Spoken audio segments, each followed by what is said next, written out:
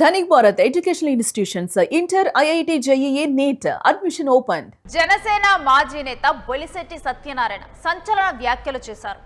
అమరావతి గురించి ఈయన సంచలన వ్యాఖ్యలు చేయడం జరిగింది. పర్యావరణ విధ్వంసం అమరావతిలో జరుగుతుందంటూ బొలిశెట్టి చెప్పారు. అమరావతిలో నిర్మాణాలు నిబంధనలకు లోబడి చేయాలంటూ రాజధాని నిర్మాణంలో 84% సాగు పర్యావరణ భూములు ఉన్నాయి. అమరావతి పరిధిలో ఉన్నటువంటి నదులు, కాలువలు, వాగులను వీటన్నిటిని పరిరక్షించాలంటూ బొలిశెట్టి చెప్పారు.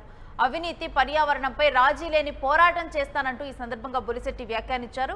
కూటమి నేతలను కూడా వదిలిపెట్టను, రాజకీయ పార్టీలపై నమ్మకం పోయిందంటూ సంచలన వ్యాఖ్యలు చేశారు. ఈ సమాజాన్ని మీడియానే కాపాడాలి అంటూ బొలిశెట్టి ఇక్కడ వ్యాఖ్యానించారు. ఒక 2 కమిటీలను ఏర్పాటు చేసింది కోర్టు ఎన్జిటి. ఆ 2 కమిటీల్లో ఒక కమిటీ సూపర్వైజరీ కమిటీ, అదేంటంటే 3 నెలలకు ఒకసారి ఎలా జరుగుతుందో దానికేమో కేంద్ర పర్యావరణ శాఖ కార్యదర్శి గారు హెడ్గా ఉంటారు. తర్వాత 5 సభ్యులు ఉంటారు. అలాగే ప్రతి నెల ఇంప్లిమెంటేషన్ కమిటీ రిపోర్ట్ ఇవ్వాలి. రాష్ట్ర సెక్రటరీ ఎవరైతే పర్యావరణ శాఖ సెక్రటరీ ఉన్నారో ఆయన ఆధ్వర్యంలో జరుగుతుందో ఒక 5 నిపుణులతో. ఈ 2 ఇప్పటి వరకు ఎప్పుడైనా చేశారా? అది జగన్మోహన్ రెడ్డి గారి టైంలో కానీ చంద్రబాబు నాయుడు గారి టైంలో కానీ. ఈ రిపోర్ట్లు ఇవ్వాల్సి వస్తే ఇప్పటికీ ఒక 35 రిపోర్ట్లు ఇవ్వాలి. సూపర్వైజరీ రిపోర్ట్లు ప్రజల ముందు ఉంచాలి. దాని కండిషన్ ఏంటంటే ఆ రిపోర్ట్లు ప్రజల ముందు ఉండాలి. ప్రతి నెల ఇంప్లిమెంటేషన్ కమిటీ రిపోర్ట్ కూడా ప్రజల ముందు ఉండాలి. దాన్ని ప్రజలు ఆమోదించాలి. ప్రజల నుంచి ఏమైనా అభ్యంతరాలు వస్తే దాన్ని సవరించాలి మళ్ళీ. అయితే దీంట్లో పర్యావరణ శాఖ ఇచ్చిన కొన్ని ముఖ్యమైన నిబంధనలు మేము ముందుకు ఉంచుతున్నాం. ఎందుకంటే మన రాజధాని నిర్మాణం అవుతుంది. రాజధాని 217 చదరపు కిలోమీటర్ల విస్తీర్ణంలో జరుగుతుంది. అందులో 55.78% సాగు భూములు ఉన్నాయి, వ్యవసాయ భూములు ఉన్నాయి. 14.36% తోటలు ఉన్నాయి. అలాగే 13.45% నదులు, కాలువలు ఉన్నాయి. వెరసి మొత్తం 83%, 84% అత్యంత సారవంతమైన భూములు ఉన్నాయి. అటువంటి ప్రాంతాన్ని రాజధాని కింద ఎంచుకోవడం కరెక్టా తప్ప అన్నది ఇప్పుడు కరెక్ట్ కాదు. ఎందుకంటే అది ఆల్రెడీ నిర్ణయం అయిపోయింది. రాజధాని నిర్మాణం జరుగుతుంది. కాబట్టి మనం చేయాల్సింది ఏంటంటే ఆ నిర్మాణం చట్టబద్ధంగా జరుగుతుందా లేదా. చట్టబద్ధంగా జరగకపోతే మళ్ళీ వచ్చే వాళ్ళ నిర్మాణాన్ని కూల్చే అవకాశం ఉంటుంది. అలాంటి కూల్చే అవకాశం ఇవ్వద్దని సవనీయంగా రాష్ట్ర ప్రజల తరపున చంద్రబాబు నాయుడు గారికి మనవి చేస్తూ కొన్ని మీ ద్వారా ప్రజలకు కూడా తెలియజేస్తున్నా. మొట్టమొదటి ఏంటంటే బేస్ లైన్ మ్యాపింగ్ అని చెప్పి ఆ అమరావతి ఏరియాలో ఉన్న 25 గ్రామాల్లో ఉన్న 217 చదరపు కిలోమీటర్లు ఉన్న వాగులు, వంకలు, చెరువులు, కాలువల్ని సర్వే నెంబర్లతో సహా, ఏరియాతో సహా మ్యాప్ చేసి వాటిని టచ్ చేయొద్దు. మొట్టమొదటి కండిషన్ ఎకాలజీలో.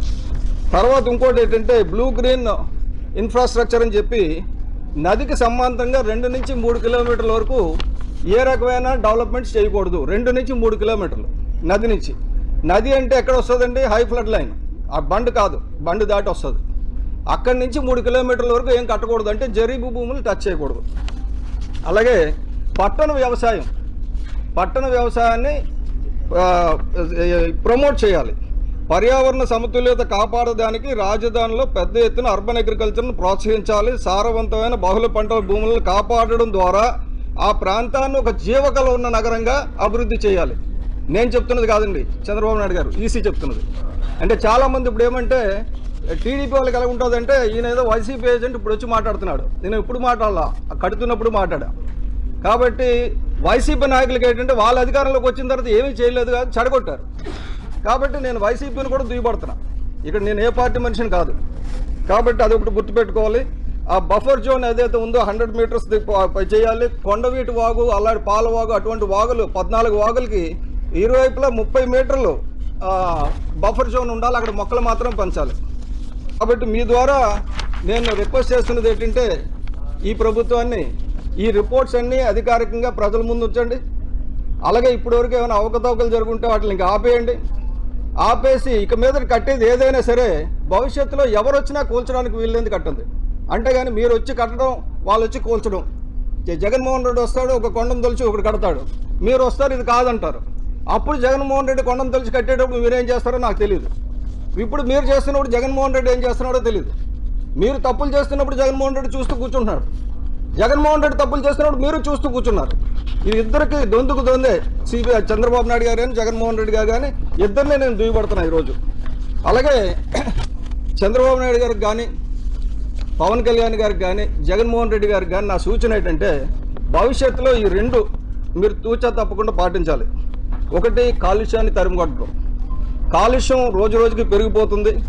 మనం పీల్చడానికి ఊపిరి లేకపోతే, సరైన సారవంతమైన భూమి లేకపోతే మీ డబ్బు ఉండి ఏం తగలెట్టుకోవడానికి కూడా పనిచేయదు. అలాగే అవినీతిని అంతం చేద్దాం. ఈ రెండు ప్రపంచానికి పట్టి పీడిస్తున్న వ్యాధులు. వీటిల్లో మీరందరూ అవినీతి పనులు చుట్టూ పెట్టుకొని పార్టీ సిద్ధాంతం, పార్టీ కూటమి సిద్ధాంతం అంటే కుదరదండి.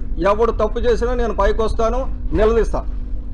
అలాగే నిన్న 20వ తారీఖుని కేంద్ర సెంట్రల్ ఎంపవర్మెంట్ కమిటీ CEC కొల్లేరు గురించి ఒక రిపోర్ట్ ఇచ్చింది. చూస్తే నిజంగా ఏడుపు వస్తుంది. నా ట్విట్టర్లో పెట్టాను అది. అంటే ఈ ప్రభుత్వానికి చిత్తశుద్ధి లేదు. 2006 తర్వాత ఆపరేషన్ కొల్లేరు ఆపేసి కొల్లేరును విధ్వంసం చేస్తున్నారు అని చెప్పేసి మన ప్రభుత్వం మీద ఎన్నిసార్లు ఇచ్చినా సరే ఈ ప్రభుత్వం స్పందించడం లేదని ఇప్పుడున్న ప్రభుత్వం మీద CEC ఎండగడుతూ ఆ రిపోర్ట్ పంపించింది. ఆ రిపోర్ట్ కాపీ కూడా మీకు ప్రజలకు ఇస్తా. ఆల్రెడీ పెట్టాను నిన్న ట్విట్టర్లో. దాని సాఫ్ట్ కాపీ కూడా ట్విట్టర్లో పెట్టా. అది మన రాష్ట్రం ఒకటే కాదు, చాలా రాష్ట్రాల్లో చాలా తప్పులు జరుగుతున్నాయి. అన్నిటి మీద CEC చెప్పడం జరిగింది.